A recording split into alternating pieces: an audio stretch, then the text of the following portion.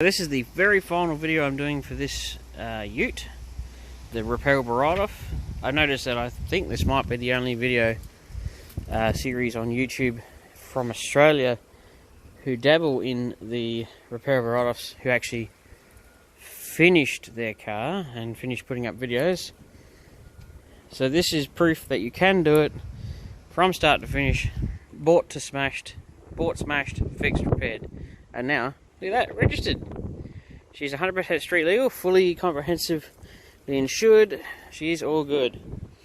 And considering how well they're inspected, probably better than most cars on the road in South Australia. We have this funny little thing in South Australia called, you got this thing called walk-in rego. So I don't know what it's like in America or anything like that, but in Australia and most states, your car has to be inspected every time it comes to rego. Not in South Australia, it doesn't.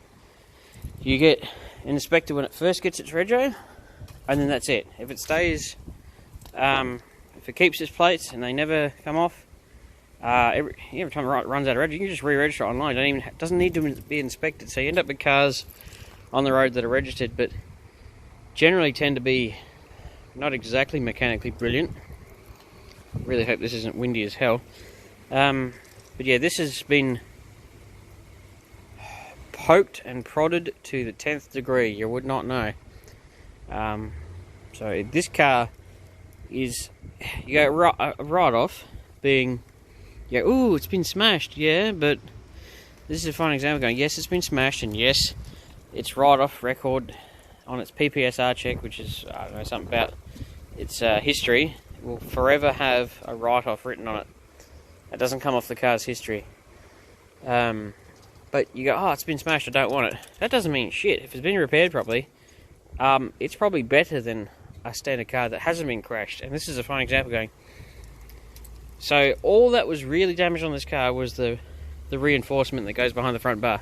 The rad support wasn't bent, the headlights were smashed, It's only, a smidge above a fender bender in a car park. So, come on, it's not that bad. And I did everything myself, because I am a fully qualified panel beater, but I dabble in spray painting. I self-taught myself how to paint from years in crash shops and talking to painters. And just having general knowledge of how it works. And the bonnet bar guards, that's all off the spray gun. It has not been polished. Because normally you rub, because I did this without a spray booth too, so figure that one out. So that paint's been sitting for 3 months, unpolished, still glossy as all hell. Because it's 2-pack, not acrylic or anything garbage like that. It's funny that the clear must have been a bit darker, because it looks like it's the wrong colour, but the blend is only here, but the clear goes to the end of the guard, so can't work that one. But it didn't stop me. So yeah, it's done. I will tack on the end of this video a little look at the paperwork of the little book you got to have with it. But we're done. It probably owes me around 7 grand. It's probably worth 8 grand.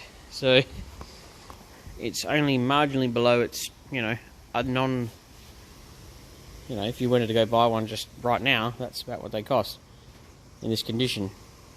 So it's marginally below the cost of one, but then of course you don't know what those ones are like that haven't been inspected to the 10th degree like this has been. So, you could buy a car that looks alright, ball joints might be stuffed in it or something like that. It's just, you just don't know what you're buying. But at least when you fix a car yourself, you know that everything is 100%. So yeah, I bid up to 2.1, auction fees, tow truck, all that stuff. It's about 2.5 grand delivered. And then it was $1,300 to get all the front panels and parts and stuff. Probably another couple of hundred to buy the paint. I don't charge myself for labour. If I did, I'd go broke. And the Rio stuff, and then there was a mechanic's bill in there for about $1 grand, and I had probably $500 of miscellaneous stuff just to fix up stuff that bugged me, not stuff that was wrong with the car. You didn't actually probably have to do that. And an unholy amount of vehicle permits to drive it to and from places while it was unregistered. My word, those got expensive. I don't know why they seem to rape you on the permits, but they seem to like it. But yeah, it's about, I think it's around $7,000. I didn't actually keep tally towards the end because I just wanted it done and I didn't really care. But it drives killer. Good car. If you want to know anything about it, just send me a message, or any of the tricks of the trade for getting a car through Regency and whatnot. And considering the wait in South Australia for inspection is about 3 months at the moment, as soon as you buy the car, write down the VIN number and book in your inspection. That should give you, depending on when it is, it should give you the 3 months to fix it. I fixed this car in a week. It was not hard at all. Chasing up the paperwork was a bit less than fun, but you know, it's all part and parcel. Now I have a pretty good daily driver. Cool. Thanks for watching. So I'm just covering up some what I would classify as sensitive information pertinent to me, because I don't want the world knowing everything about me and where I live and all that crap. But this is JC Mechanical. He is my go-to mechanic. He's also one of my mates. He's up at Seaford. Bit of a shout out to him. Go see him if you want some good quality work. That's the breakdown of what he did to it. The wheel alignment, blank pages. So the inspectors did a pretty good job of pulling my book completely apart, but it went together. When it went there, it was in good condition and organised. So there's your receipts for the paint, pictures of the parts. Oh yeah, they did a wonder on this, didn't they? Pictures of the parts. This is the repair procedures which you must have. If you're repairing a car, you must have repair procedures for the car, because they want to make sure that you know what the hell you're doing and how to fix the car. So that's that. That's something you must have, absolutely have to have. Still repair procedures. I'm going through this backwards, by the way. Series of photos. They like. This seems to be. They've done this. Yeah. Okay. So this gets you an idea. Photos. It was in order. I swear it was. It's upsetting watching it. I put a lot of effort into getting it the right way around, but I guess that's life. And they cite everything. And they write on everything. That's another repair. It's a receipt for an inspection. That's so totally in the wrong spot. But they will pull out every single thing as they've done. I think they photocopy it and cite it and stamp on it. And they want to see stuff like this. They want to see your welding. If they can't see your welding, guess what you're going to have to do? You have to show them. So this is just gives you an idea of what's required. It's got to be a diary. Yeah, there we go. It's a repair diary. So it's kind of like what I do on YouTube, except you've got to have photos.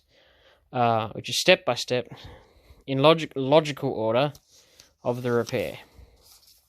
Especially if I highly recommend, if your car's been crashed, to have a wheel alignment before it goes in, because it makes them a bit happier. That's the Pickles photos. You have to have Pickles photos, or photos of the car from the auction that the auction house has photos of. So yeah, it's actually in a slip. How about that?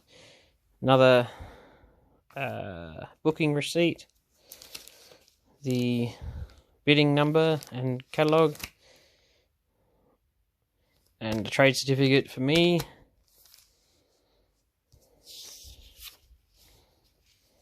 Another booking receipt. This is more paperwork of it passing the tier 3, which another receipt. And this is its passing of the roadworthy. Yep, they brakes test, and they test all of the everythings. Oh, and it's expensive. So I would suggest that you put $1,000 aside for permits, inspections, registration, everything. It's going to cost you an arm and a leg, and the other arm and the other leg. Oops, we're going blue. The other thing is, from what I've learnt, I'll just wrap this up in a nice little circle. Avoid blown airbags. Buy the car yourself. Buy new parts.